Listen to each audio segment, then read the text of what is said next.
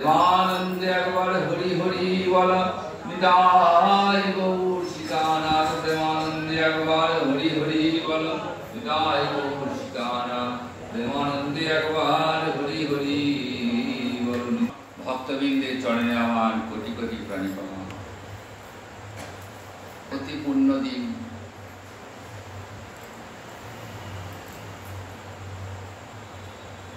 পুণ্য একাদশী,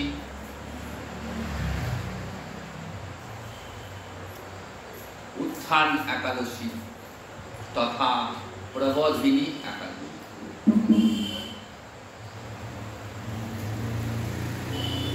ভগবান শ্রীহরি স্বয়ং থেকে আজ উত্থান।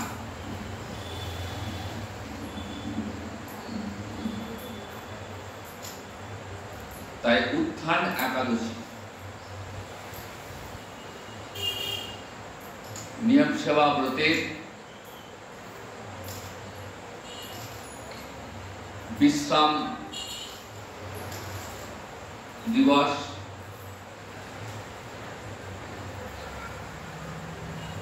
আশ্বিন মাসের শুক্লপক্ষের ত্রয়োদশ একাদশী থেকে শুরু হয়েছে নিয়ম সেবা ব্রত। এক মাস ব্যাপী ব্রতে আজ সমাপন। আবার অনেকে পূর্ণিমা থেকে শুরু করেছেন, তাদের এই পূর্ণিমায় গিয়ে ব্রত সমাপন হবে।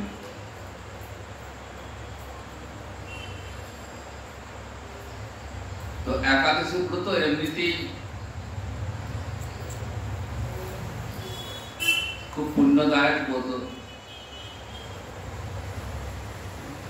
তার উপরে আবার উত্থান একাদশী, সুতরাং বড় পবিত্র দিন। এই একাদশী তিথির আর এক নাম হরিবাসর তিথি।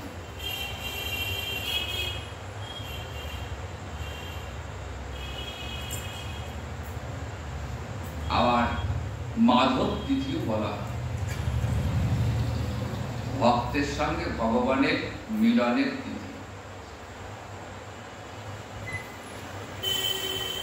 একাদশাং মহাপুণ্যা সর্বপাপ ও প্রণাশিনী ভক্তেশ্ব দীপনী কৃষ্ণ পরমার্থ গতি।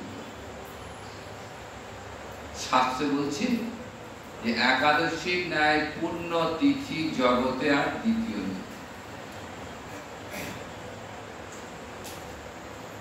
সমস্ত পাপ বিনাশ করে দেয় এই একটা মাত্র ব্রত, যা সমস্ত পাপ বিনাশ করে দেয়।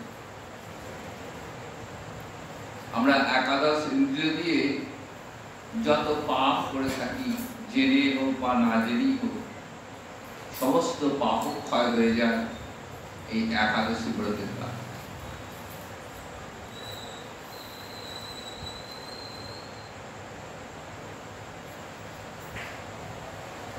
জগতে যত প্রকার ব্রত আছে, তিথি আছে, তার মধ্যে সর্বশ্রেষ্ঠ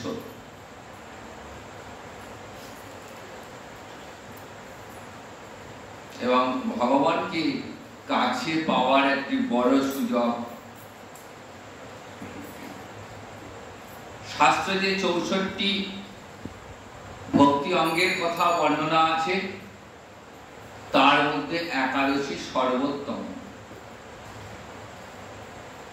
শ্রবণ, কীর্তন, স্মরণ আদি নববিধা ভক্তির পরেই দশমী একাদশী স্থান। কাজে এই তিথি পালনকারী, অর্থাৎ যারা একাদশী ব্রত পালন করেন, তারা ভক্তি সাধনের পথে এক কদম এগিয়ে যান।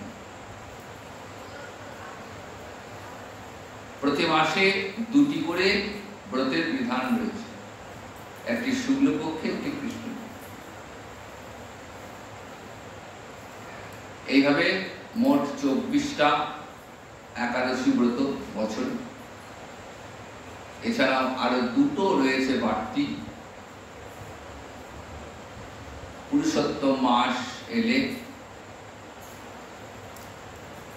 আমরা যাকে মলমাস বলি, সেই মলমাস বা অতিরিক্ত মাস, অতিরিক্ত দিন বৃদ্ধি পেলে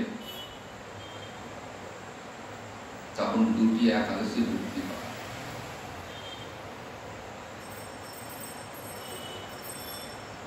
তাহলে এই একাদশী কি করে সৃষ্টি হলো?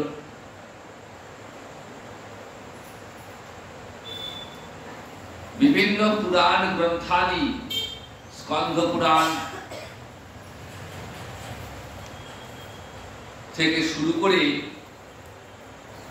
বিভিন্ন পুরাণে এই একাদশী ব্রতের মাহাত্ম্য বর্ণিত হয়েছে। পদ্ম পুরাণে এই একাদশী প্রসঙ্গে বলা আছে যে একসময় জৈমিনী ঋষি তার গুরুদেব মহর্ষি ব্যাসদেবকে জিজ্ঞাসা করলেন যে গুরুদেব, এই একাদশী ব্রতটি কি? এই একাদশীতে কেন উপবাস করতে হয়? আর এই ব্রত করলে কি ফল লাভ হয়? না করলেই বা কি ক্ষতি হয়? আপনি আমাকে দয়া করে এসব বিষয়ে বলুন। তখন ব্যাসদেব বলছেন যে সৃষ্টির প্রারম্ভে পরমেশ্বর ভগবান তিনি এই জীব জগৎ সৃষ্টি করলেন, স্থাবর জঙ্গম সব সৃষ্টি করলেন, আর সেই সঙ্গে সঙ্গে মর্তে জীবকুলকে শাসন করবার জন্য একটা পাপ পুরুষকে নির্মাণ করলেন। যে পাপ করবে, অন্যায় করবে, ওই পাপ রূপী পুরুষ তাকে শাস্তি বিধান করবে।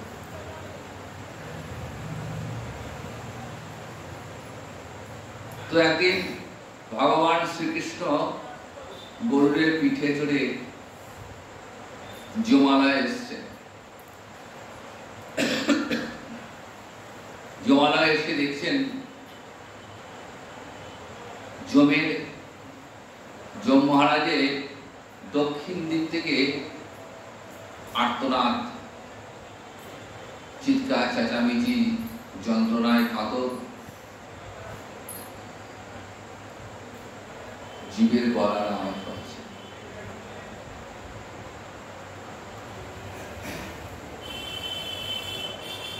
যমদেবকে জিজ্ঞাসা করলেন কি ব্যাপার, এত চেঁচামেচি হচ্ছে কেন, এত গোলযোগ কিসে? তখন যমরাজ বলছেন, প্রভু, এরা এদের কৃতকর্মের ফল ভোগ করছে। মর্তে এরা যেমন যেমন কর্ম করেছে এবং যেমন যেমন পাপ করেছে, সেই পাপের ফল এরা ভোগ করছে। ভগবান চিন্তা করছেন যে আমি তো সৃষ্টি করেছি এই মনুষ্য কুলকে, জীব জগৎকে, আবার আমার এই সৃষ্ট জীব এমন কষ্ট পাচ্ছে। তাহলে জীবের কষ্ট লাঘবের জন্য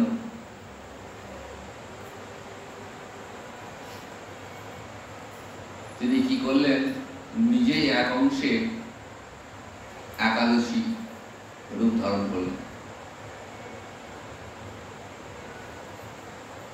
এবং ওই জমালয়ে যারা যন্ত্রণায় কাতর হয়ে ছটফট করছিল সবাইকে একাদশী ব্রত করালেন। আর সেই ব্রতের ফলে তারা সবাই পাপ মুক্ত হল। আর সেই দিক থেকে ওই পাপ পুরুষ আর থাকবার জায়গা পাচ্ছে, কারণ জীব আর পাপ করে না। প্রত্যেকে একাদশী ব্রত করে, তার ফলে তাদের সমস্ত পাপ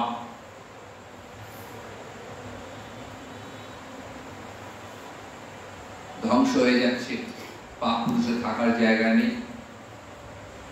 তখন সে ঘুরতে ঘুরতে শ্রীহরির চরণে আশ্রয় নিল, প্রভু, আপনি তো আমাকেও সৃষ্টি করেছেন,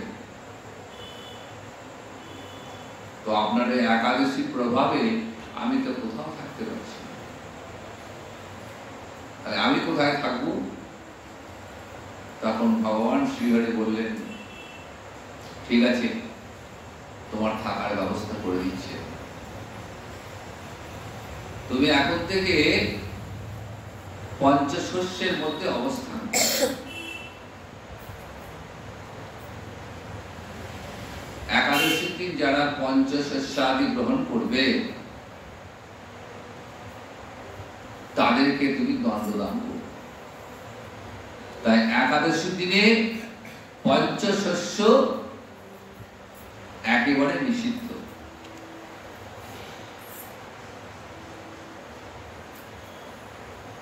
অন্নাদি যে পঞ্চশস্য রয়েছে সেই পঞ্চশস্য একদম নিষিদ্ধ।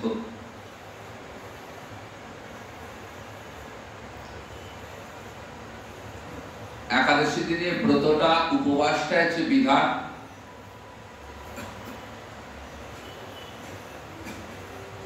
নিতান্ত উপবাসে অসমর্থ হলে ফলমূলাদি বা কিছু অনুকল্প গ্রহণ করে ব্রত পালন করার বিধি। আর যেহেতু হরিবাসর তিথি, তাই ভগবান শ্রীহরির প্রীতি বিধানের জন্য হরিনাম সংকীর্তন, ভক্ত সঙ্গে বসে হরিকথা শ্রবণ, কৃষ্ণ কথা শ্রবণ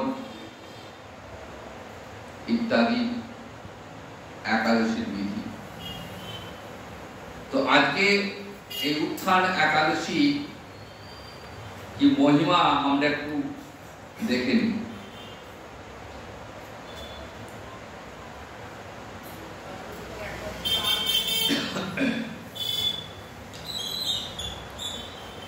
কার্তিক মাসের শুক্লপক্ষের একাদশীর মাহাত্ম্য স্কন্দ পুরাণে বর্ণিত আছে। ব্রহ্মা নারদ সংবাদ। ব্রহ্মা নারদ মুনিকে এই উত্থান একাদশীর মাহাত্ম্য বর্ণনা করছেন। মহারাজ যুধিষ্ঠির শ্রীকৃষ্ণকে বলছেন, হে পুরুষোত্তম, এই যে কার্তিক মাসের শুক্লপক্ষের একাদশীর নাম, আর এই ব্রত পালন করলে কি ফল? শ্রীকৃষ্ণ বলছেন, হে রাজন, কার্তিক মাসের শুক্লপক্ষের একাদশী উত্থান বা প্রবোধিনী নামে থাকে। অর্থাৎ ভগবান শ্রীহরি আজকে নিদ্রা ভঙ্গির দিন। নারদ ব্রহ্মা পূর্বে নারদের কাছে এই একাদশীর মহিমা কীর্তন করেছিলেন, আর এখন আমি তোমার কাছে তা বলছি, তুমি শ্রবণ করো। এই বলে শুরু করলেন ভগবান শ্রীহরি। বলছেন, দেবর্ষি নারদ কে প্রজাপতি ব্রহ্মা বলছেন, হে মহাত্মা, যে একাদশীতে ভগবান শ্রী গোবিন্দ স্বয়ং থেকে জেগে ওঠেন, সেই প্রবোধিনী বা উত্থান একাদশীর মহিমা আমার কাছে সবিস্তারে বর্ণনা করুন। তখন ব্রহ্মা বলছেন, হে নারদ, এই উত্থান একাদশী পাপ নাশী, পাপ নাশ করে দেয়, পুণ্যবর্ধিনী এবং মুক্তদায়িনী। এই ব্রত যে নিষ্ঠার সাথে পালন করলে কি হয়, 1000 অশ্বমেধ যজ্ঞ এবং শত শত রাজসূয় যজ্ঞের ফল অনায়াসে লাভ করা যায়। আগেকার দিনে বড় বড় যজ্ঞানুষ্ঠান হতো, রাষ্ট্রী যজ্ঞ, অশ্বমেধ যজ্ঞ, বাজপেয়ী যজ্ঞ। তো সেই সমস্ত যজ্ঞ তো কলিযুগে সম্ভব নয়। তাই কলিযুগে জীবের মুক্তি লাভের একমাত্র উপায় হলো এই একাদশী ব্রত। তাই এই একাদশী ব্রত পালন করলে ওই সমস্ত যজ্ঞের ফল লাভ হয়। জগতে দুর্লভ বস্তু প্রাপ্তির কথা কি আর বলবো। এই একাদশী ভক্তি পরায়ণ ব্যক্তিকে ঐশ্বর্য দান করে, প্রজ্ঞা দান করে, রাজ্য এবং সুখ প্রদান করে। এই ব্রত পালনকারী পর্বত প্রমাণ পাপ রাশি বিনষ্ট হয়ে যায়। নিষ্ঠার সঙ্গে ব্রত পালন করলে কি হয়, যত পাপই করুক না কেন সেই পাপ নষ্ট হয়ে যায়। একাদশীর দিনে রাত্রি জাগরণ যিনি করেন তাদের সমস্ত পাপ ভস্মীভূত হয়। বৃন্দাবনে বর্ষান্তে বিনোদ বাবাজির যে আশ্রম রয়েছে, দেখবেন ফেসবুকে দেখা যায় বিনোদ বাবার আশ্রমে সারা রাত কীর্তন চলছে। আশ্রমবাসী যে সমস্ত সাধুরা রয়েছেন এবং সঙ্গে বিনোদ বাবাজি মহারাজ,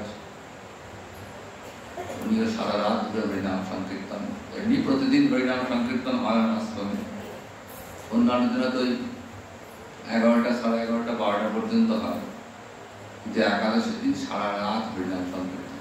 সুতরাং একাদশীতে রাত্রি জাগরণটা বিধি, যদিও আশ্রমিকদের পক্ষে সম্ভব, গৃহীদের পক্ষে সবসময় সম্ভব নাও হয় না। তো যাই হোক, রাত্রি জাগরণের ফল বিশাল। যেহেতু হরিবাসর, বাসর মানে রাত, যেমন বিবাহ বাসর সারা রাত আনন্দ অনুষ্ঠানের মধ্য দিয়ে রাত্রি অতিবাহিত হয়। বিবাহের পর নতুন বরকনেকে নিয়ে আনন্দ উল্লাস হয়। এই হরিবাসরটাও সেরকম আনন্দের সঙ্গে হরিনাম সংকীর্তন করে রাত্র অতিবাহিত করে। তাতে করে কি হবে, যত পাপ আছে সমস্ত পাপ নষ্ট হয়ে যাবে। এই ব্রতের প্রভাবে পর্বত প্রমাণ পাপ রাশি বিনষ্ট হয়ে যায়। শ্রেষ্ঠ মুনিগণ তপস্যার দ্বারা যে ফল লাভ করেন, এই ব্রতের উপর সেই ফল লাভ করা যায়। দেখুন, মুনি ঋষিরা যুগ যুগ ধরে তপস্যা করে যে ফল পান, এই একমাত্র একাদশী, এই একটা একাদশী ব্রত করলেই সেই ফল লাভ হয়ে যাবে। যথাযথভাবে নিষ্ঠার সঙ্গে ব্রত পালন করলে আশাতীত ফল লাভ হয়। কিন্তু অবিধিতে উপবাস করলে স্বল্প মাত্র ফল লাভ হয়। আর যারা একাদশী ধ্যান করেন তাদের পূর্বপুরুষেরা স্বর্গে আনন্দে বাস করেন। এই একাদশী উপবাস করলে ব্রহ্ম হত্যা জনিত ভয়ঙ্কর নরক যন্ত্রণা থেকে নিস্তার পেয়ে বৈকুণ্ঠ গতি লাভ হয়। অশ্বমেধ যজ্ঞের দ্বারা যা সহজে লাভ হয় না, তীর্থে স্বর্ণ প্রভৃতি দান করলে যে পুণ্য অর্জিত হয়, এই উপবাসে রাত্রি জাগরণে সেই ফল অনায়াসে লাভ হয়। আর যিনি নিষ্ঠার সঙ্গে ব্রত পালন করেন তার গৃহে ত্রিভুবনের সমস্ত তীর্থ এসে উপস্থিত হয়। হে নারদ, বিষ্ণুর প্রিয়তমা এই প্রবোধিনী একাদশী উপবাস করলে সর্বশাস্ত্রে জ্ঞান এবং তপস্যায় সিদ্ধি লাভ করে চরম মুক্তি লাভ হয়।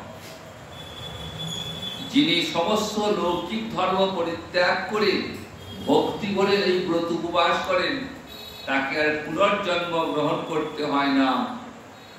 এমনকি মন ও বাক্যের দ্বারা অর্জিত পাপ রাশি শ্রী গোবিন্দের অর্চনায় বিনষ্ট হয়ে যায়। হে বৎস, এই ব্রতের শ্রদ্ধা সহকারে শ্রী জনার্দনের উদ্দেশ্যে স্নান, দান, জপ, কীর্তন, হোম আদি করলে অক্ষয় ফল লাভ হয়।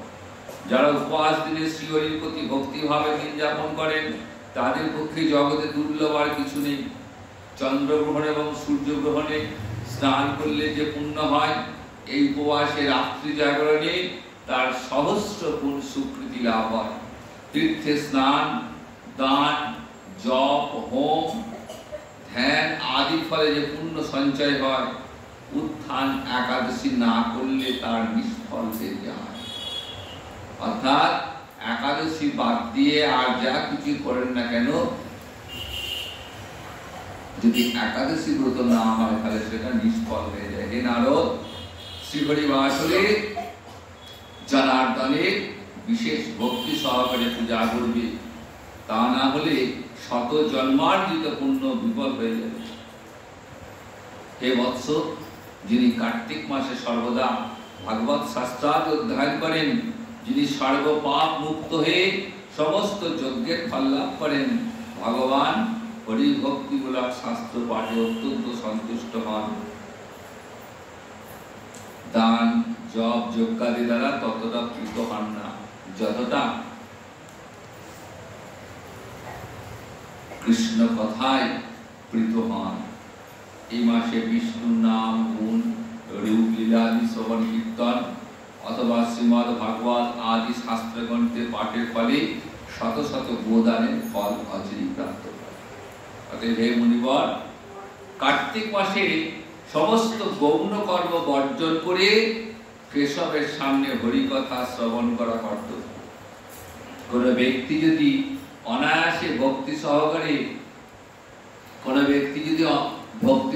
এই মাসে ভক্ত সঙ্গে হরিকথা শ্রবণ করেন, কীর্তন করেন, তবে তার শতগুণ উদ্ধার প্রাপ্ত হয় এবং হাজার হাজার দুগ্ধবতী গাভীদানের ফল অনায়াসে লাভ হয়ে যায়।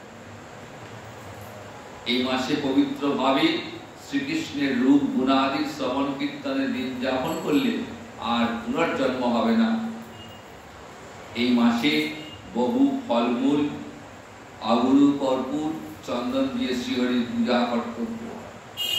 সমস্ত তীর্থ ভ্রমণে যে পুণ্য সঞ্চয় হয়, উত্থান একাদশীতে শ্রীহরির পাদপদ্মে অর্ঘ্য প্রদানে তার কোটি গুণ সুকৃতি অর্জিত হয়। দেখুন, আমরা কষ্ট করে পরিশ্রম করে অর্থ খরচ করে তীর্থে যাই, তা সেই তীর্থের যা ফল তার থেকে কোটি কোটি গুণ ফল লাভ হয় এই উত্থান একাদশী পালন করে। শ্রবণ, কীর্তন, স্মরণ, বন্দন আদি যে নববিধা ভক্তি, সেই ভক্তির সাথে তুলসী সেবার দ্বারা বীজ রোপণ, জলসেচন ইত্যাদি করেন, তারা মুক্তি লাভ করে বৈকুণ্ঠবাসী হন। হে নারদ, সহস্র সুগন্ধি পুষ্পে দেবতার অর্চনে বা সহস্র সহস্র যজ্ঞ ও দানে যে ফল লাভ হয়, এই মাসে হরিবাসরে একটি মাত্র তুলসী পাতা গোবিন্দের চরণ কমলে অর্পণ করলে অনন্ত কোটি গুণ ফল লাভ হয়। পূর্ণ দামোদর মাস, কার্তিক মাস, আবার তার সঙ্গে উত্থান একাদশী, সবে মিলিয়ে এক অতি পূর্ণ তিথি। কাজে এই মাসে